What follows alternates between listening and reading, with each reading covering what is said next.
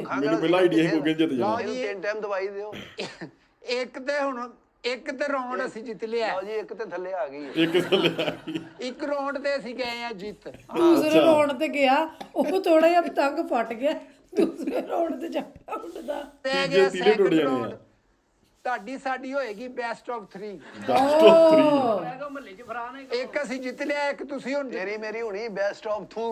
Hello best of best of 3 ਹੋਏਗੀ। ਓਏ ਹੋਏ ਉਹ ਪੁੱਤਰ ਦੇ ਸਟੈਂਪਾਂ ਲਵਾਏ। ਇੱਕ ਮੁਕਾਬਲਾ ਅਸੀਂ ਜਿੱਤ ਗਏ ਹਾਂ। ਓਏ ਹੋਏ। ਹੁਣ ਤੁਹਾਡੇ ਕੀ ਤਾਸਰਾਤ ਨੇ, ਤੁਹਾਡਾ ਦਿਲ ਕੀ ਕਹਿ ਰਿਹਾ ਹੈ? ਅੱਛਾ ਮੈਂ ਗਿਆ ਕਹਿ ਰਿਹਾ ਇਹ ਮੁੰਡਾ ਚਾਲੂ ਕਰਾਂਗੇ ਤੇ ਜਿੱਤਾਂਗੇ। ਇਹ ਮੁੰਡਾ ਚਾਲੂ ਕਰਾਂਗੇ ਸ਼ਗਿਰਦ ਹੈਗਾ। ਇਹ ਸ਼ਗਿਰਦ ਦਾ ਪੱਠਾ ਹੈਗਾ ਲਈ ਆਪਣਾ। ਸ਼ਗਿਰਦ ਦਾ ਪੱਠਾ। ਉੱਲੂ ਦਾ ਪੱਠਾ। ਹੈਲੋ ਸ਼ਗਿਰਦ ਹੈਗਾ ਸ਼ਗਿਰਦ। ਗੁੱਲੂ ਦਾ ਪੱਠਾ।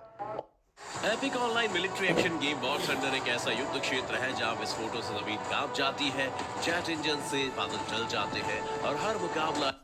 ਓਏ ਗੱਲ ਸੁਣ ਪੁੱਤਰ, ਐਵੇਂ ਗੁੱਡੀ ਨਾ ਡਾਣਾ, ਫੜੇ ਜਾਓਗੇ ਤੇ ਸਟੈਂਪ ਨਹੀਂ ਹੈਗੀ, ਫੇਰ ਤੁਹਾਡੀ 5 ਸਾਲ ਜ਼ਮਾਨਤ ਨਹੀਂ ਹੋਣੀ। ਤੰਦੀ ਵਾਲੀ ਡੋਰ ਦਾ ਜੁਰਮਾਨਾ ਵੀ ਹੈਗਾ ਜੀ, ਪਤਾ ਨਹੀਂ ਕਿੰਨੇ ਲੱਖ ਹੈਗਾ ਡੈਡੀ। 1.5 ਲੱਖ ਰੁਪਏ। 1.5 ਲੱਖ ਨਹੀਂ ਜ਼ਿਆਦਾ ਹੈਗੇ ਨੇ। ਇਹਦਾਂ ਦੀ ਕੁੜੀ ਤਾਂ 1.5 ਹੀ ਆ ਜੀ। ਨਹੀਂ ਇਹਦਾ ਤੇ ਕੋਈ ਨਹੀਂ, ਇਹਦਾ ਤੇ ਸਟੈਂਪ ਵਾਲੀ ਗੱਲ ਹੀ ਕੋਈ ਨਹੀਂ। ਡ੍ਰਿਪ ਲਵਾਓ। ਇਹ ਹੈਗਾ ਕਿ ਗਾਣੇ ਨਹੀਂ ਲਾਣੇ, ਗਾਣਿਆਂ ਤੇ ਵੀ ਪਾਬੰਦੀ ਹੈਗੀ ਉਹ ਹੈ। ਗਾਣੇ ਆਪ ਗਾਵਾਂਗੇ ਅਸੀਂ, ਪਤੰਗਵਾ ਸੱਜਣਾ ਸੇ। ਵਾਹ ਯਾਰ ਸਜਣਾ ਸੇ। ਆਪ ਗਾਵਾਂਗੇ ਅਸੀਂ, ਡੈਕ ਕਿਉਂ ਲੈਣਾ ਹੈਗਾ? ਨਹੀਂ ਡੈਕ ਤੁਸੀਂ ਕਾਹਦੇ ਲਈ ਲਾਣਾ? ਤੁਸੀਂ ਤੇ ਕੁੱਤਾ ਭੌਂਕੇ ਤਾਂ ਵੀ ਨੱਚ ਪੈਂਦੇ। ਹੈਲੋ ਇਹ ਦੀ ਗੱਲ ਹੀ ਫਿੱਟ ਫਿੱਟ ਤੇ ਨੱਚ ਪੈਂਦੇ ਨੇ। 1 to 5 ਤੇ ਨੱਚ ਪੈਂਦੇ ਨੇ। ਮੋਟਰ ਚੱਲੇ ਤੇ ਨੱਚ ਪੈਂਦਾ। ਪੁੱਤਰ ਹੋਰ ਵੀ ਉਹਨਾਂ ਨੇ ਬੜੇ ਐਲਾਨ ਕੀਤੇ ਨੇ, ਇhtiyat ਕਰਨਾ ਹੀ। ਹੈਲੋ ਮੈਂ ਆਪਣੇ ਮੂੰਹ ਨਾ ਠਾ ਠਾ ਕਰਨੀ ਹੂੰ ਬਸ, ਫਾਇਰਿੰਗ ਨਹੀਂ ਹੋਣੀ। ਮੈਂ ਨਾਜ਼ਰੀਨ, ਮੈਂ ਪਤੰਗਬਾਜ਼ੀ ਦਾ ਉਸਤਾਦ ਹੀਗਾ, ਉਸਤਾਦ ਗੋਗਾ ਤੁਹਾਡੇ ਨਾਲ ਮੁਖਾਤਬ ਏ। ਪਹਿਲਾ ਰਾਉਂਡ ਜਿੱਤ ਗਏ ਆ। ਮੈਂ ਆਪਣੇ ਪੱਠੇ ਅਲੀ ਨੂੰ ਪੁੱਛਣਾ ਵਾ ਕਿ ਉਹਦੇ ਕੀ ਤਾਸਰਾਤ ਨੇ ਜਿੱਤਣ ਤੋਂ ਬਾਅਦ। ਜੀ ਅਲੀ ਪੁੱਤਰ।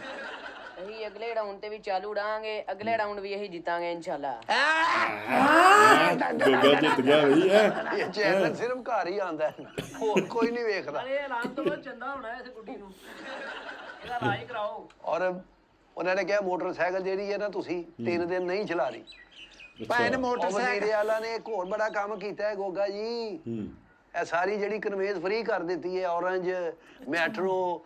ਤੁਸੀਂ ਊਬਰ ਕਰੀਮ ਤੇ ਵੀ ਜਾਓ, ਹਕੂਮਤ ਪੈਸੇ ਦੇਗੀ। ਉਹ ਭਾਵੇਂ ਇਹ ਫੈਸਿਲਿਟੇਟ ਕੀਤਾ ਹੋਇਆ ਤੇ ਇਹ ਦੁਕਾਨਾਂ ਬੰਦ ਹੋਣਗੀਆਂ ਨਾ, ਇਹ ਸਾਰੀਆਂ ਜਿਹੜੀਆਂ ਦੂਸਰੀਆਂ ਚੀਜ਼ਾਂ ਨੇ ਬੰਦ ਹੋਣਗੀਆਂ।